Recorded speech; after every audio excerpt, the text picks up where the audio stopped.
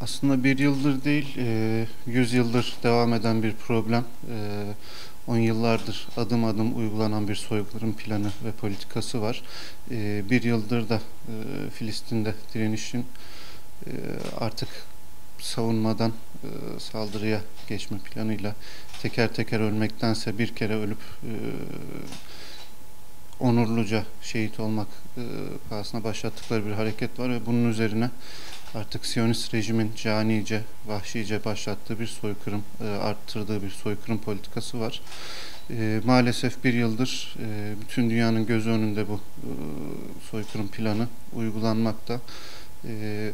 Batı'dan zaten bir şey beklemek de bizim için aziyettir ama Müslümanlar da maalesef Batı'nın vicdanına sığındığı için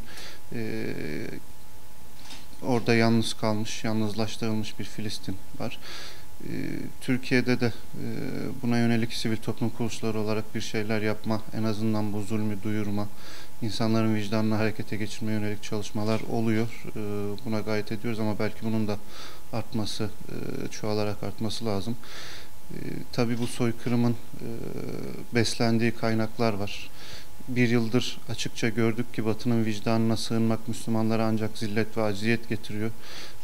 Önce bundan kurtulmalı. Müslümanlar kendi içerisinde bir ve güçlü olmak zorunda.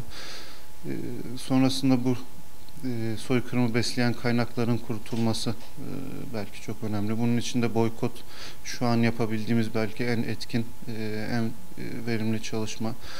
İsrail'e destek veren, belki küresel sistemi besleyen bütün markalar, ürünler, finansal destek sağlayan tüm kurum ve kuruluşları boykot etmek zorundayız. Bu yalnızca Filistin'de yaşananlara bir çözüm, ilaç olması için değil, kendi şerefimizi, haysiyetimizi, izzetimizi muhafaza edebilmemiz için de bizim için gerekli olan bir duruş.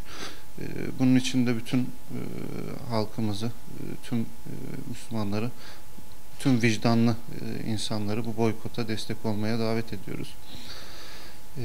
Tabii bir taraftan da canımızı yakan, ülkemizden bilfiil bu soykırıma destek olmak için İsrail'e giden, bunu fikri anlamda, fiili anlamda destekleyen çifte vatandaşlar var.